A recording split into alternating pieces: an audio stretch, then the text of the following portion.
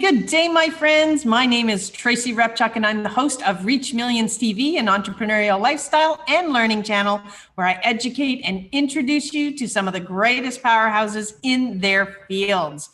As an entrepreneur for over 37 years, I've had the good fortune to appear in Forbes over 27 times, speak in 39 countries, appeared on NBC, ABC, CBS, Fox, win awards from the Senate, the Assembly, the White House, and President Obama, and written 9 #1 bestsellers. And along with this journey, I have reached millions with my message. And I realized that you had a message. You needed to do that too. So I created this show to help guide you and introduce you to friends along the way that will help you to get more leads, make more sales, and reach millions with your message. And you can find out more about me at tracyrepchuk.com or reachmillionsacademy.com.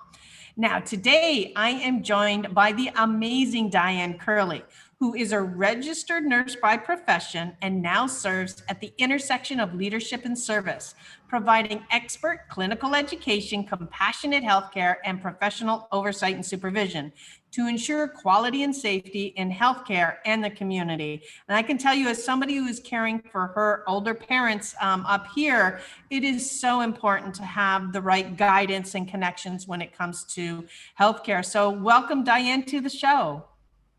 Thank you. Good morning or good afternoon. Yeah, that's right. Wherever this may be for you, we are broadcasting, of course, to 47 countries. Now, Diane, you clearly have a mission. After reading your thorough bio, you are really serving the needs of victims of war, poverty, famine, disease, and natural disaster. What drove you to those particular needs? I think it's taking care of the least of these. People who are stuck in famine and war and poverty, often don't have a way out. And while I can't provide a way out, I can provide compassionate, caring healthcare. I can be there. I can hold a hand, and I can serve in that way. So that's really what drew me to it, to use my skills that I have here in the US as a nurse to serve in another compassionate way. I mean, really, you've served at the International Disaster Assistance Response Team. You've supported people in Bahamas, Liberia, Nigeria, Ethiopia, refugees from tons of countries. It's expansive. How long have you been doing this?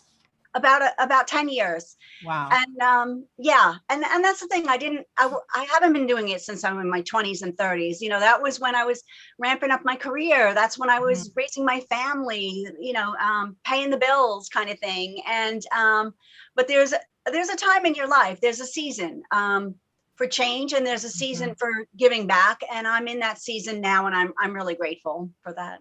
That's awesome. Now, of course, we have just, we've been going through the pandemic, through COVID. I mean, how are you applying that through the everyday issues we're all facing globally? Yeah, it's just, with compassion, leading with compassion. Everybody is going through this. We're going through it together, but we're going through it in different ways. It's impacting different people in different ways. So just, leading with kindness and compassion, and, making sure that people feel included, even though we're somewhat isolated and distanced from each other. Things are starting to open up where I am in New York, but the rest of the world is not feeling the relief that we're feeling. So I keep that in mind when I'm serving, whether it's here, and I was in New York City at the tent hospitals last year in the height of the pandemic here, or, serving overseas where they're struggling, continuing to struggle, even though we're feeling a little bit of relief. Right. Yeah, I totally can relate to that. Now, you're also the CEO and founder of Celebrating Women, and where you created a global platform to amplify women's voices and visibility. Tell us a little bit about that. Yeah, so it started 3 years ago.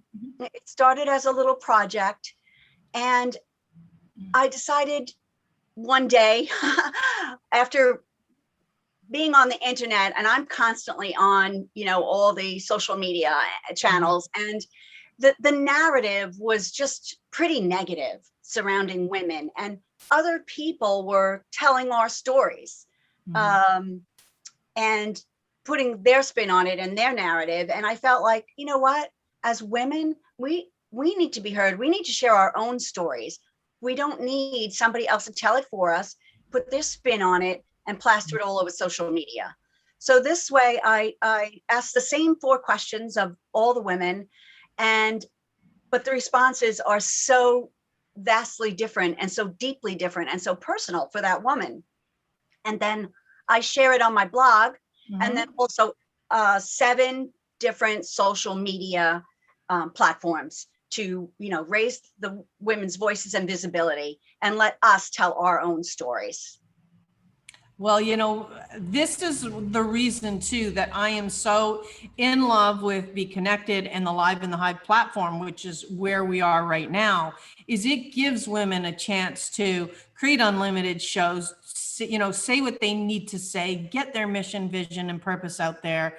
I love how technology is really allowing us to jump on board to leverage things that we normally wouldn't have either access to, or the technology didn't exist prior to this, or if it did exist, and in my case, I know it did because I was pursued by different various networks, it was way out of the reach of most women. It used to be like $5,000 a month to appear on a network. And now it's so cost effective that I just think, everyone now can have and get their own show, their own channel, and really get seen, be heard, and kind of belong to a community that supports. And I love that you're also assisting with that. And I mean, you've done some international speaking. I know we were meant to be at an event in Egypt together.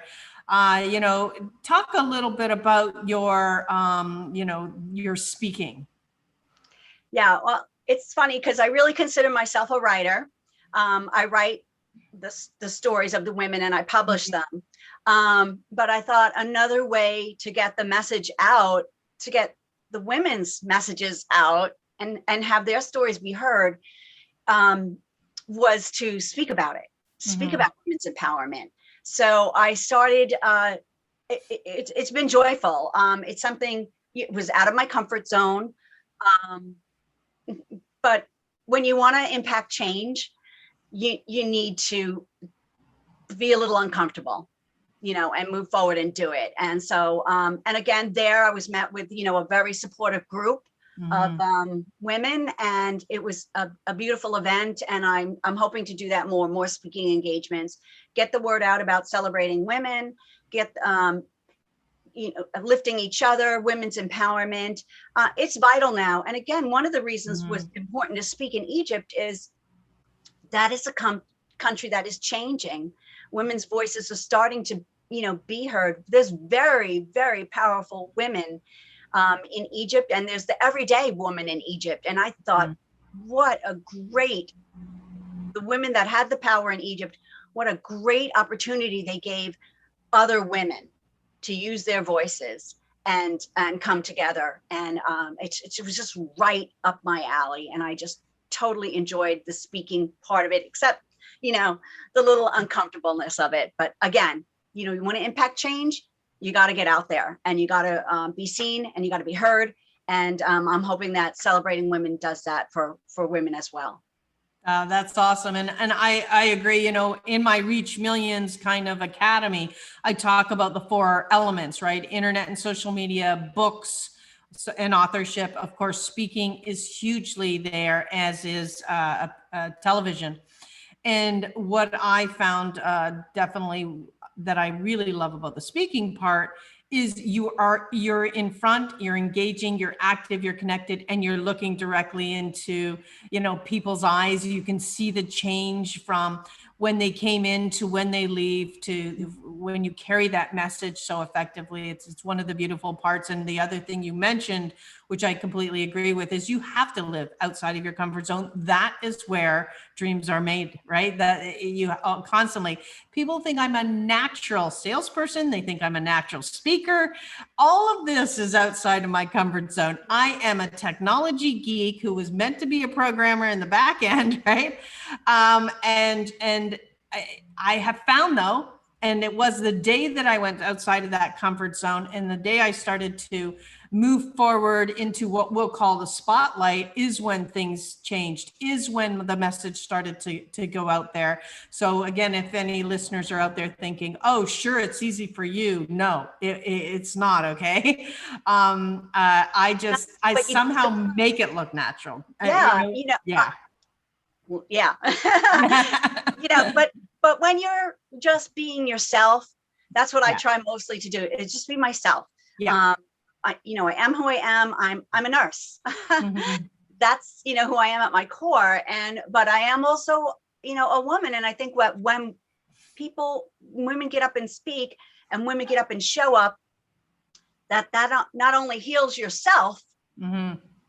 but it saves another woman from going through some of the same things that we already went through. It like heals this generation of women, the generation I'm in, and mm-hmm. saves the next, because they are hearing our message. So that's what's so important about it too, is, and I've from doing the speaking and the writing, it's been one of the most joyful things for me to tell another woman's story and know that I've helped them, mm-hmm. and that they're helping somebody else. It's just beautiful. It's all about connection. It's all about relationships. And I think that, women lifting women is something that really needs to continue, especially during the epidemic and going forward, the pandemic. I agree, because in many cases they've been led to isolation, which of course is extremely hard for women. I have a hard time not hugging someone when I meet them. And I'm like, Jesus, let alone shaking hands, right? Even that's not on the table yet.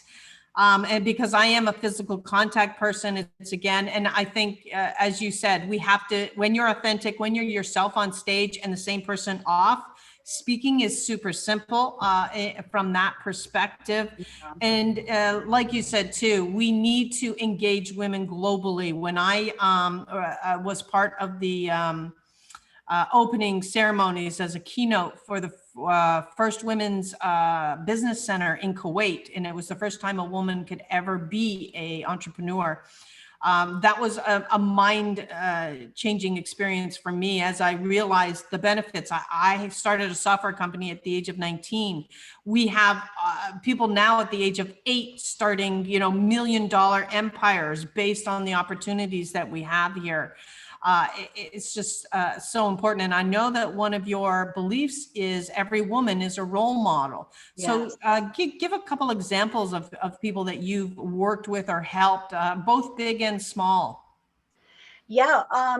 Well, when I first started writing the interviews, it was my daughter, my neighbor, my mom, but it was great because I learned more about them through telling their stories. I learned more about my own mother, my own daughter, and my neighbor. And then it grew, and I've interviewed women from different countries, mostly the US though, but definitely it's grown, it's diverse. And I love that, how the diversity grew organically. And I've interviewed stay-at-home moms, mm-hmm. And told their story. And I've interviewed executives of $1 million companies, but I seek out every woman, because that is my true belief, that we all have something that we can share. If we share a little bit about ourselves, we're healing ourselves, we're helping another. And that's why I feel that every woman is a role model. Every woman has something to contribute to the well-being of themselves and somebody else. And it's been really a fantastic journey. And when I approach people, sometimes people come to me and sometimes I approach people about interviewing, mm-hmm. and most women will divert and say, oh, not me. but I know someone, and I'll Mhm. say, I'm talking to you. Mhm. I want to interview you. You are a role model. And the world needs to hear your story, whatever that is. I might Right. not even know anything about them. And that's really empowered a lot of women to speak up and tell their story that maybe they thought was insignificant. There's nothing insignificant about our lives. There's just nothing insignificant I about it. so agree with that. I love connecting actually with stay-at-home moms, simply because they're the ones that are saying, hey, I'm going to, it's the journey I took, right? You know, I co-raised my kids with my husband. We both stayed home. That was a choice we made. And we moved our company home and our 15 staff went virtual. It was a very important and key choice so that we could ensure that we were the ones that were instilling the morals and the values and the responsibility and the ethics into our children, but at the same time fulfilling ourselves while we built up a company.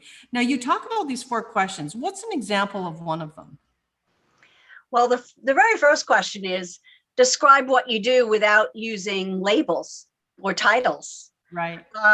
And I love that question because it gets us to think more about what we do and who we Right. are than what our title is. You know, I could say I'm a nurse, I'm a mom, I'm a wife, I'm a sister, Right. I'm a friend. Yes, we're all of those things. But dig a little deeper and tell me what you do. Tell me who you are and what you do without using any of those titles. And it really gets the person to think and describe themselves in terms that they might not have realized before when they start talking about describing themselves without using any of their titles. Some of these titles have been thrust upon us. Yes. You know, not all are ones that we've taken on ourselves. Some of them are just demanded of us. Yeah. And I really like to dig down a little deeper with my questions. And that's why that question is phrased that way. Well, that's awesome. I love that question. That's it's great, right? Yeah, It's that's right. simple. Taking a look at what you do without using the normal things that we would help others to do. So, Yeah. okay. So what's a nice piece of advice you have for our Reach Millions viewers?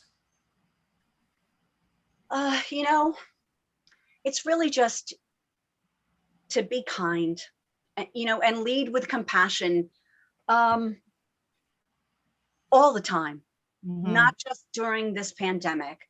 You know, when I'm at work and I lead with compassion there, so the other nurses, I'm modeling a way for them to behave. I'm modeling a way for people to treat each other. Same thing at home, you know, with the kids, you know, trying to lead with compassion, find out what's really going on behind maybe that attitude or whatever. It's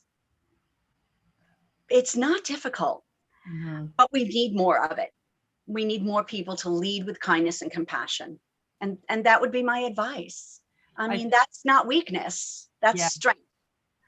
And I think that's great advice. I love advice that's super simple, that everybody can easily follow, right? And apply. And just keep it, I think a lot of times if we just keep it at our forethought, right? You know, like, hey, I'm seeing this person in the grocery store and whatever, or right, their child's having a meltdown, or they're, you know, screaming at somebody, you know, just minor or big things, whatever is occurring, just to take a moment and say, hey, you know, we've had it rough this year. A lot of people are going through things that we have no idea about. We don't understand the magnitude of their circumstances. We don't know their situations. And so to cut them a bit of slack and at the same time to ensuring that they apply kindness in their situation, because it's just one of those things that we've seen it, you know, kindness spreads, you know, as quickly as disease can, as quickly as anything negative can. So Mhm. we might as well choose that one, you know, take that as a choice of the day, maybe even reverse a normal reaction that you might have to something, and you'll be shocked and surprised. I know that I have become very aware and cognizant of a lot of these things. I've definitely, one of the things I miss, because we always have a mask on, is the smiling, right? And so you just got to be that extra overt about it, that you're smiling and you're happy, because so many times people are getting so used to giving you that 6-foot berth, and walking around you and not making eye contact. All of a sudden, not making eye contact became, part and parcel of this whole thing, I've noticed. And so I've started to really, as well, and I encourage others to do this, because of how we've almost been trained in the last year and a half to try to make eye contact. If you cannot, show a smile, or you cannot do anything else, just show the kindness through your eyes and things of that nature. It's just really important. Challenge that narrative that, if you're feeling frustrated, you don't have to acquiesce to that narrative. You can challenge that narrative and respond with kindness. And you could, not only are you changing somebody else's life, you're changing your own. And exactly. it's important. That's right. Because what you're emitting universally as an energy, others will respond in kind. And so just, start to take notice of that. Now, I'd like our viewers to be able to connect with you. What's a link, or what would you like to share in order for them to continue the relationship? I would love to stay connected and deepen, connections and relationships throughout this journey. It's so important to me. I have a website, and it's called celebratingwomenusa.com. And there's, different menu tabs that will tell you more about me, how to connect with me, how to tell your story to celebrating women, if you would like to pursue that avenue. And just a real way to stay connected is through that website. And it's just me. There's no team. There's nobody fielding my calls or my emails. It's me. And I would love to connect.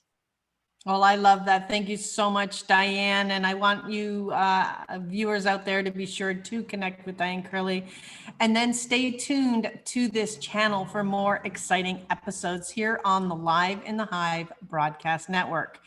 Again, you can grab a free gift from me at fastactionresults.com. And until next time, I'm Tracy Repchuk, and here's to your continued success. Bye for now.